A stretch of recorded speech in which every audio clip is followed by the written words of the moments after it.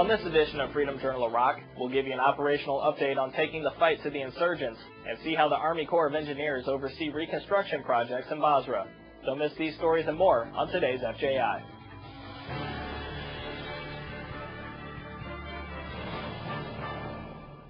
Hello, I'm Air Force Sergeant Greg Bluethmann. Welcome to this edition of Freedom Journal Iraq. Secretary of Defense Robert Gates recently encouraged U.S. forces to increase the use of unmanned aerial vehicles in operations downrange.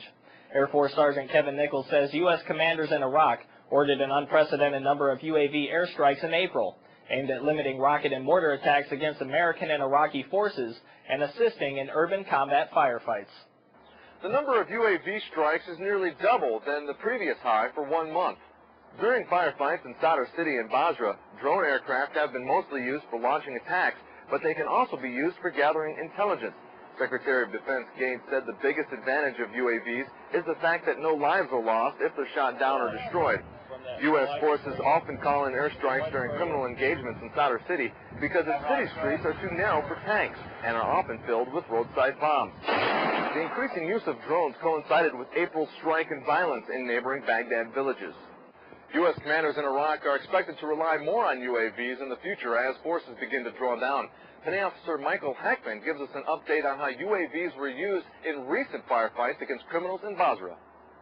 In this week's press conference, Multinational Force Iraq spokesman Major General Kevin Bergner showed us just how effective unmanned aerial vehicles were in a recent engagement.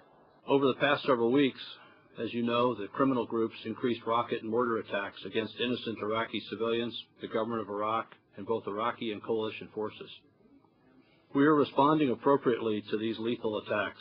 As we do so, we use precision strikes and take every precaution to limit the damage.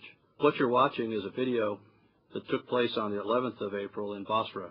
After a couple of hours of surveillance, it became clear that they were part of a mortar team that emplaced and fired a mortar at ground forces.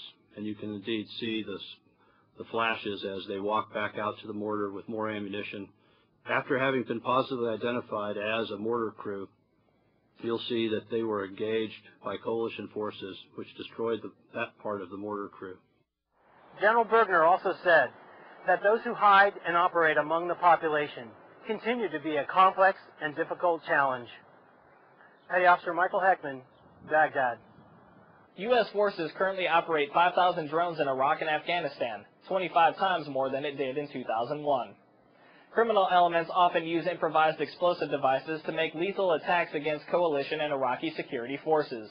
These attacks also leave craters in the roadways, making travel throughout the capital city a challenge. This is where the 230th Concrete Team comes into action. The soldiers on the team specialize as concrete mobile operators and concrete masonry troops, performing what is known as rapid crater repair. Since arriving in Iraq last October, the team has repaired over 100 craters using more than 800 cubic yards of concrete, making the road safer to drive on and preventing insurgents from using the same crater to create further damage. Once the concrete is evenly spread out, it's smoothed over with a large float to ensure that the crater is evenly packed on top, and the edges of the newly repaired crater are smoothed over the adjoining edges of the roadway. Once the crater is filled in, the soldiers sign the newly repaired roadway with their nickname, date, and time before leaving the fixed-up stretch of road. Coming up, we'll see how the Army Corps of Engineers oversee reconstruction projects. Here's your raid report. A Sons of Iraq member detained 2 suspects and turned them over to U.S. soldiers in Baghdad. One of the suspects is reportedly known for improvised explosive device attacks, sniper attacks on coalition forces, and the kidnapping and murder of Iraqis.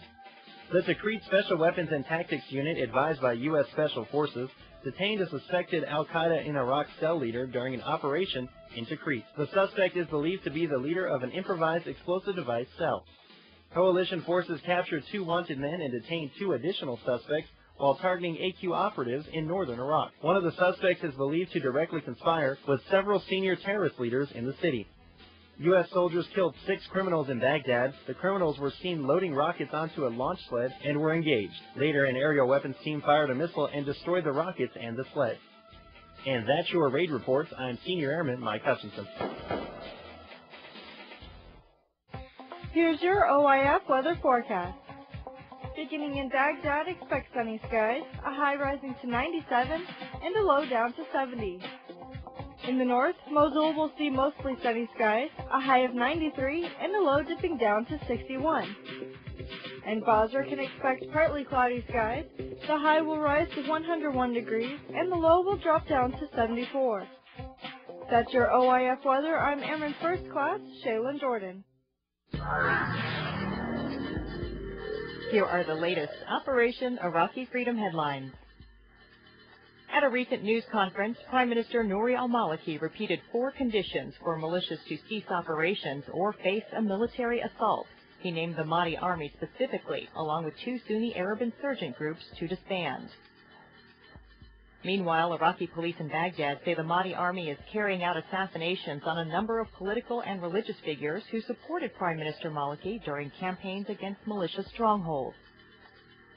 The Prime Minister sent several senior Shiite leaders to Tehran to discuss concerns that Iran is arming and financing militias in Iraq. The Office of the Special Inspector General for Iraq Reconstruction says Iraq's projected oil revenues will surpass $70 billion this year. And those are your headlines from around the region. I'm Air Force Sergeant Pachari Luki. The U.S. Army Reserve takes a different kind of strength. The strength to help people one day and lead people the next. The strength to build confidence one day and build knowledge the next. The strength to improve your country one day and your career the next. The strength to be both a citizen and a soldier in the U.S. Army Reserve. There's strong, and then there's Army Strong. Find out more about the Army Reserve at GoArmyReserve.com. Welcome back. Oftentimes, commanders can't really get a good assessment of unit morale and how things are going unless they get out and see how their soldiers are living. Specialist Elliot Valdez shows us how a battlefield assessment gave the Multinational Division Baghdad Commanding General an up-close look at how his soldiers are doing and how they get the mission done. Multinational Division Baghdad Commanding General Jeff Hammond of the 4th Infantry Division took to the streets of Baghdad to conduct a battlefield assessment. Meeting with local officials throughout the city and verifying the levels of security and enemy actions is key to helping Iraqi security forces maintain peace in their community. Sergeant Kesla Sienas, a member of the Special Troops Battalion, 4th Infantry Division, says the information gained in these types of missions are what help the people of Iraq. We're out here with General Hammond to make sure that the commanders and soldiers are doing very well, make sure the AO is running pretty good. I think it's going to help me very well because the boss actually go out there to out the wire and they check on everybody, make sure everybody's doing good. So it's going to help them very well. Moving through the operational environment and gathering information can help commanders see the bigger picture. With the fluctuation of operations tempo continually happening in Baghdad, it's this type of information that is the bridge to the success of U.S. coalition and Iraqi security forces. Reporting for Multinational Division Baghdad Public Affairs, I'm Specialist Elliot Valdez, Baghdad, Iraq. The Army Corps of Engineers are an integral part of the reconstruction efforts in Iraq. Army Sergeant C.J. Sheely shows us how the engineers oversee several projects in Basra to ensure the projects are completed on time. The Gulf Region South Coast Corps of Engineers Basra Area Office is responsible for over 40 construction sites around the city. Site surveys are an integral part of the process to ensuring that projects are completed on time, so Iraqis in the city have the infrastructure they need for every part of their lives. Engineers with the Gulf Region South Coast Basra office travel to selected sites once a week to look in on progress and talk to the Iraqi project managers. The refurbishment of the old compact units, there are some old compact units there. Okay. We are going also to make refurbishment to these compact units. Refurbish them or replace them? Projects range from repaving streets, rebuilding existing infrastructure like this water treatment plant, and to complete construction projects like the Shet El Arab Courthouse in Al Tanuma. Reporting for the 215th MPAD in Basra, Iraq, I'm Sergeant First Class C.J. Sheely.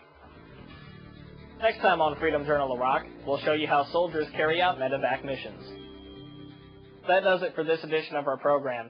Check out mnf-iraq.com for all the latest OIF information. From all of us here at AFN and Freedom Journal Iraq, thanks for watching, and we'll see you next time.